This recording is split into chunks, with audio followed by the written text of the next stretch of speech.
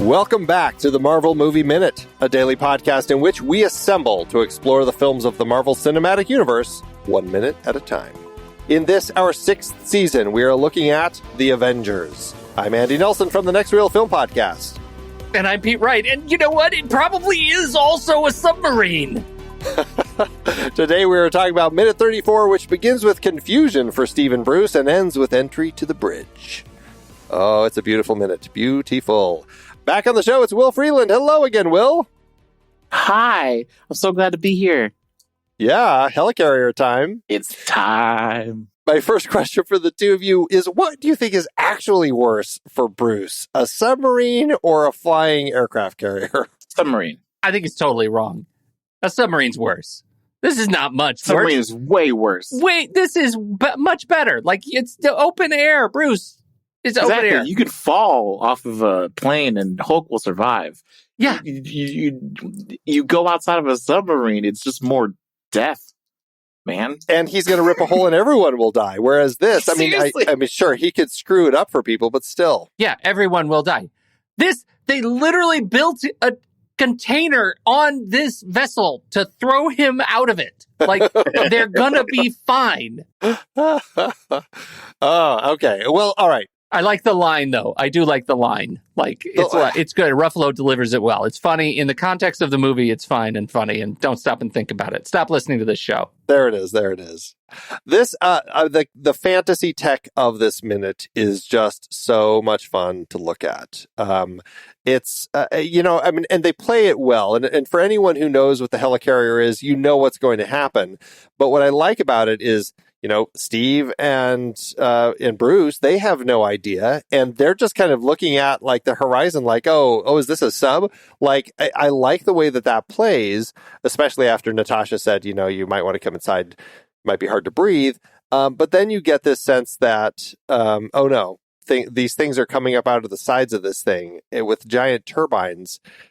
It's kind of beautiful. It is really kind of beautiful to watch. What is can you do, what's the entire scope of the use of the helicarrier in the comics? Like, do you remember your first helicarrier? Doesn't everybody remember their first helicarrier? So helicarriers were always a thing by the time I was reading, because the concept of the helicarrier is pretty old. But the like quote unquote main Marvel 616, their helicarriers are a lot more bulbous, and like the bottom of the helicarrier is like comes out in like a giant like bubble kind of where all of the panels, like the viewing panels and all that kind of stuff are. And Andy mentioned a couple of days ago that this helicarrier is much more influenced by the Ultimate helicarriers from Marvel Earth 1610. It's weird that I know these things, but I know it's great. It's just the more sleek design. But like, as long as I've been reading comics, which is only the past just over 20 years, helicarriers have always been around. SHIELD has fallen apart since then, and so you don't typically see helicarriers around very often anymore. It's one of those things where, depending on how old you are, something has always been a part of your world, right? Like, for me, I've always had like color television or like a tape recorders or like Walkman. But like, younger kids these days have other things that they've always had that, we just didn't grow up on and stuff like that. So I don't remember my first helicarrier, but what does stand out is every new iteration or universe of Marvel, the first time we see their version of the helicarrier. So like the Ultimate helicarrier, or like the Avengers cartoons helicarrier, the MCU helicarrier, the Lego helicarrier. Like, the first time you come across it, that's always like this design. Oh, okay, they added this onto there. That's always a lot of fun. Yeah. I'm struggling to find the helicarrier of my memory of when I was a kid, but I remember it more like you talk about it being sleek. I do remember more of like dome stuff going on. Like it was a big, the big bulbous like bulb floating, on the bottom, right? Yeah, it was a big floating ball of like green, like light and levels and stuff. It was very strange. And the propellers, I don't remember my first helicarrier ever having propellers. They were always some sort of jet type thing. Back in the days of like Nick Fury Sr. and like when Wolverine was in Madripoor's patch, those were like quadcopter helicarriers, which I feel like is really, you'd have to have the biggest freaking propellers for that kind of thing. Right. I know. And they never are quite big enough in the comics, but yes. Sure. Did they, at one point, did they looked more like a cruise ship, right? If I remember, it had multiple like big decks, and when in I don't know. This is the problem. There are so many helicarriers. The Shield helicarrier has been changed so much. Yeah. I don't know if there's ever a fully agreed upon design. But I think that's one of the fun things in the comics where they get to say, oh, now I get to play in this world. I'm going to come up with my own. And I think that's one of the things that any comic book artist probably loves. Like they probably say, okay, Iron Man's suit has to kind of contain these primary things. The helicarrier, okay, it just needs to hold people. So go at it. Come up with something crazy. Yeah. I feel like they are allowed a little more flexibility with that. Yeah, for sure. I think so. This helicarrier, I have to say, I was a little worried about Bruce and Steve when they walk up to the edge of the ship to look down over the giant turbine that happens to be sitting there. And, correct me if I'm wrong, it's a turbine. It's going to be, in order to lift it up, it's going to be sucking from up and pushing it down. So theoretically, wouldn't they be like really close to being like sucked right into it? I know they're super beings, but still, I'm a little concerned for them. See, the way that the MCU turbines work is they suck straight up and they don't actually make a cone of suction. Yes, there's no vortex. Of course. It's straight up and down. Okay. I think it's a no prize right there. I do feel like there is a remarkable like lack of safety gear for any sort of heights anywhere on the helicarrier, given where they are. Absolutely. I would say that's a generally typical thing in any sort of science fiction fantasy film. Like, look at anything involving space in Star Wars. Like, they never have railings on anything. Right. They have gravity also. Okay, so to go on this, like, take a needle and poke as many holes as you can. Design-wise, I don't understand where those propellers were hiding. Like, why did you build your helicarrier to have the 4 turbines be able to go down? I guess unless you're doing the espionage thing and you want it to look like an aircraft carrier, but also like just leave it in the air. You have cloaking tech. Like, there's no, well, I guess we don't know currently that they have cloaking tech, but like from a design perspective, it just, those 4 propellers just come out of the water and just go up the side of the helicarrier to where they go to like ready for liftoff. Where did they come? Like, are they just chilling underwater this entire time? Do they like fold out? Because the Lego, oh my god, the Lego design doesn't include any of that. They come up in a way where it looks like they're parallel to the surface, right? Where it looks like they're lifting straight up.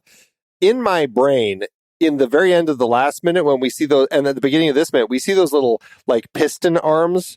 It looks like it's going to lift these things up almost like wings that had been hiding vertically underwater, but then they come up horizontally. But when we see them, they don't do that. And so it is kind of a confusing thing that they have going on here. Engineering wise, it just doesn't make sense. You guys, I'm so embarrassed. This is the first time I've ever noted that they move. The propellers. Like, this is like a total new bit of awareness to me. In my head, now, wait, hear me out. In my head, seriously, this is crazy. They move. They're moving. What is happening right now? My entire worldview is shook.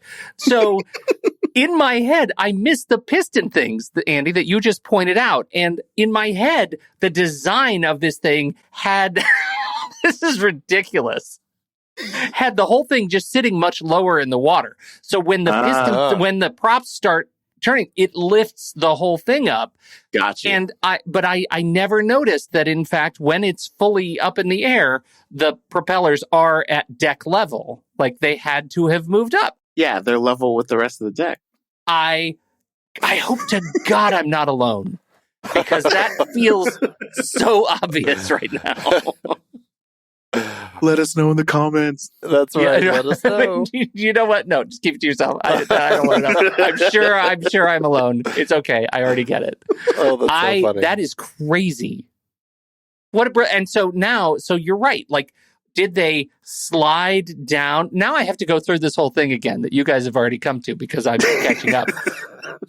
Did they slide down the side of the ship and are just hidden like phalanges underwater level? Or did they actually bend down? Like, do they bend down under the belly of the ship? That seems to make the most sense to me. Like, they fold down, they fold up and slide to the surface. That's what I'm going to go with that. Well, that's what would make sense. But again, when they come up, they look pretty vertical. Or they look horizontal already. They look parallel to the surface of the ocean. They don't look like they're coming up at an angle. And that's why it seems kind of funky. Like, they must be on an arm that just lowers them down. Just as you were saying, Will, it must be an espionage thing. Like, they push them down below the surface of the ocean, I don't know, 100 feet or however deep the thing goes, just to hide them. But again, it's a strange design to do it that way. Yeah. I mean, okay, I prefer this over if, like, Michael Bay was doing this and they just, like, constructed out from the inside of the helicarrier, because that's a lot of wasted space. So I appreciate at least conceptually that they don't get built from the helicarrier. Right. I will say, to my note yesterday about the fact that I don't understand why any of these people who work on this thing don't have SHIELD branding on their outfits. The central little hub on the actual turbine has a SHIELD logo. So I just want to say they did learn some lessons from Hydra. Once they're doing out of this world, mind blow, bet money on it tech, that's when you show the emblem. That's what you're right. You're like, oh yeah, we're going to brag about this. Mm-hmm. Another element that I do think is worth pointing out, and this was very much part of the conversation as to what they were going to do with this thing, how they wanted the reveal to happen. In the Art of the Avengers book, the production designers and the whole visual effects team talk about coming up with this and how they wanted a reveal of it going, I don't know. I always think of things like Star Trek or Star Wars, where we kind of get the big reveal of the cool ship, right?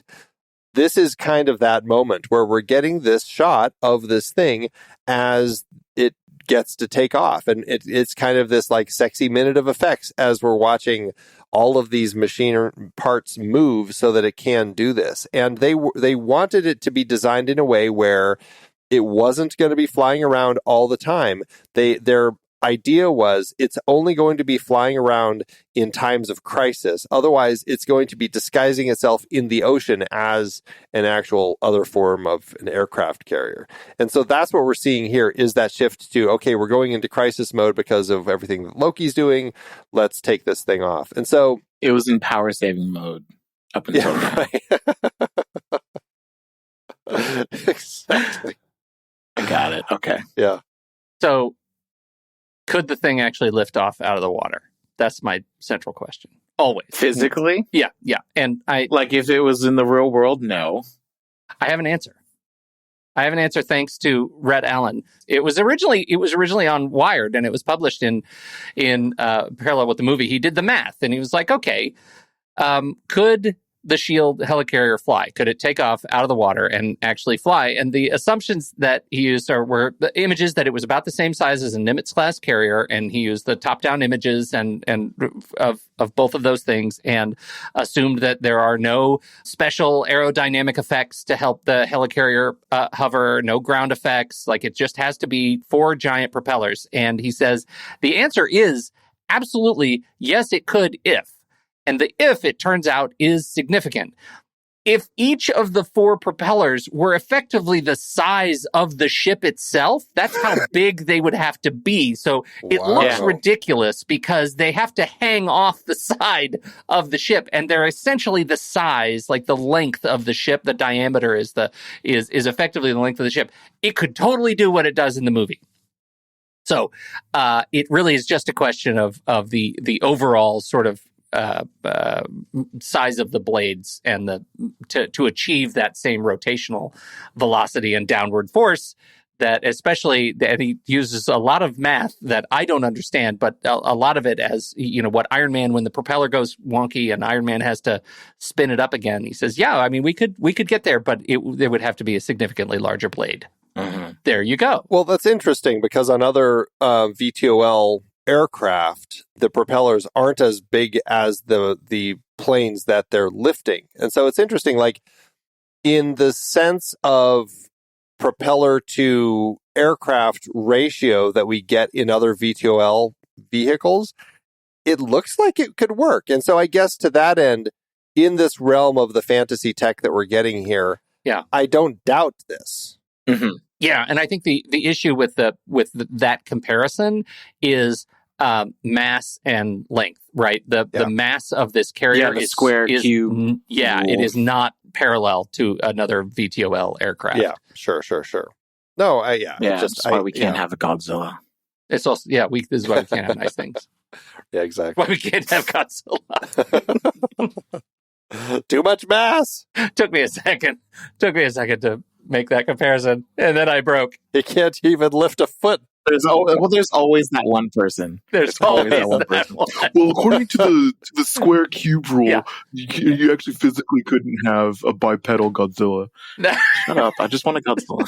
Shut up! I want Godzilla right now. And Mothra. Don't even start with me on Mothra. I know. I get it.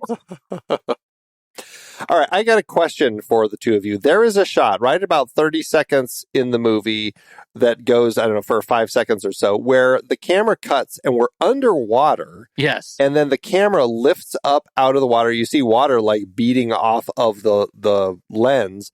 And we're kind of lifting up as we see, we're at the very back of this thing as it's lifting up also. It's an odd shot because there's no sense of perspective. Like, what are we out in the ocean? Is this Namor's perspective, perhaps, like lifting his head up to watch it taking off? Yes, it is. That's like, the Shield scuba monitor. And stay out. That's right. But it's strange. Like, this is one of those shots. I mean, I get it. We're looking at just different creative shots of the ship, but every once in a while, and this happened in Iron Man 2, where there was a shot. Not Iron Man 2, but Iron Man also, where when he was on one of his first flights, suddenly we cut to a shot that feels like we're like attached to the front of one of the fighter jets chasing him. But it's like, how is this camera position even possible? And every once in a while, this happens in a movie where I'm like, why is this the camera shot that we're cutting to? Yeah, what was the decision behind this? Because it seemed like a strange shot to me. If it was a camera that was meant to be like on one of the propellers, like we're on one propeller looking down toward the other propeller, it would have made more sense. But this is like, okay, we're just out in the water behind the ship. I don't know, because the shot that it comes from, like the shot that is immediately before it, is a shot also from the perspective of in the water looking up at one of the propeller blades. And I really do like the new Namor perspective cannon, because it feels like that's the, hey, wait, I'm down here shot. Don't turn it on yet shot. And then the and stay out shot. I think those work together well. But they are both uniquely strange because everything else is looking up, and now is looking down on what is happening, and here we are looking up from the perspective of the water. It's a little bit funky. Yeah. I've never stopped to think about it. Yeah, I'm trying to think of like a justification. Like, I feel like you're Joss Whedon looking at 15 clips of just like raising helicarrier, and you have to choose 7 of them. Why this one over something else? And I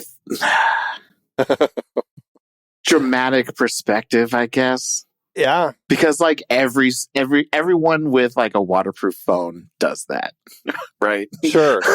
One time they'll do a coming out of the water or going into the water shot. And You're saying it's waterproof, that. Really? Let's see. Yeah, I think it's just that I'd like to test that. Ooh, dream, but I don't think it. I'm not convinced it serves any other purpose other than like here's another one. Yeah, it's interesting because I mean, maybe I wouldn't stop and notice it so much, except for the fact that they choose to also have water running off the lens, as if we're actually out there doing this, and it becomes a shot that it's like when you suddenly have a moment in a fight scene where dirt or blood hits the lens. It's like, oh, just you're once. like, oh, geez. Yeah. It's like, why did this just happen suddenly? Yeah, it's one of those weird moments. Anyway, the other question I had for you is, I don't know how long it's been sitting here, but do you think that they should have already had all these planes like buckled down and everything? Because we get the shot of the workmen like strapping these planes down, shutting the cockpits and everything. And I was just like, have they not done this already? Appearances, Andy. Appearances. Yeah, right. We need the action. I honestly thought you were going to wonder aloud why there aren't like barnacles and crap on the bottom of the helicarrier. Right? How long? I mean, it's been in power save mode for gods know how long. Exactly. Yeah. There's got to be some growth. Yeah, that's actually an interesting perspective because you'd think like even on the glass window that there would be something like a sucker fish just like that kind of stuck onto it that's just kind of dangling there or something. Honestly, though, I feel like if they did the helicarrier in like phase 3 or phase 4, they probably would have had a scene like that. And if DC had a helicarrier, it would be like that. I love the way that it comes up. We get some fantastic shots of it lifting up and we see the water. Like I don't know how the design works, but there's like a bunch of water pouring out from all sorts of different openings. And it's kind of neat to see that they really kind of worked out ways to kind of, I don't know, to do whatever it's doing. But I think that it's kind of cool. All those liftoff, especially the God's Eye view shot where we're like directly above it, watching it coming straight up. I mean, there is some pretty sexy VFX that we get to look at here. It's an exciting little minute to look at. Yeah, it all plays. I have a potential answer for 64. Oh, good. On why they choose 64, but I don't feel like it totally fits the decision to have 64 everywhere. I don't know if it totally fits, but Captain America joins the Avengers in 1964. Okay. So there's an argument that if it's a scene that involves Cap, especially like this scene, putting 64 checks out. But to make it a recurring number and theme, I don't know if it totally checks there. Interesting. Yeah, because I mean, they started as the comics in 63. Yeah. You know, it's like they're kind of skirting it on both sides. The helicarrier was 65. Why are they just averaging the years? But I mean, I like your idea that maybe that is when Cap joined them. So we'll go with that. No prize for you.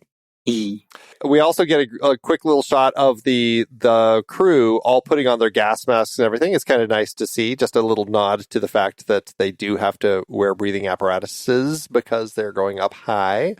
All fun bits. And then we go inside. And, you know, I think we're probably going to save the bridge for tomorrow. We'll get a lot of bridge shots and conversation about that. But otherwise, I mean, it's a fun minute. It's a very, very fun minute. Yeah, it's a great hero reveal. Yeah, just the spectacle when you first saw this back in 2012 in the theaters, like people are starting to join together. The helicarrier's taking off and starting to fly. It's just like this is that like rally moment that like the audience gets to get excited about, but the characters aren't as excited. Well, it is a fun minute. We'll be back tomorrow with Will again to close out this week, talk about minute 35. So, Will, thank you again so much. Thank you. It's so much fun being here. Well, we love it. Tell everybody again about what you're up to and where they can find you out there on the interwebs. So I'm a guest on this podcast, but I also am a host on my own podcast. It's called Hype Is My Superpower. And as we have alluded, I'm very much into Marvel Comics. And so me and my co-host Steve read comics every single week, and we talk about them and break them down, and kind of just like you can go through the Marvel history with us as we read them every week. It's a lot of fun. That's fantastic. Well, check all that out, everybody. We'll have the links in our show notes, which you can find on your podcatcher, or if you don't see them there, just go to marvelmovieminute.com and you can look at all of our links there. You can also learn about our membership so you can get early access to shows, get them ad-free, get hiatus episodes, all that good stuff.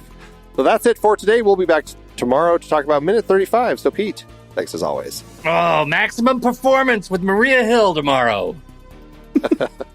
Until next time, true believers.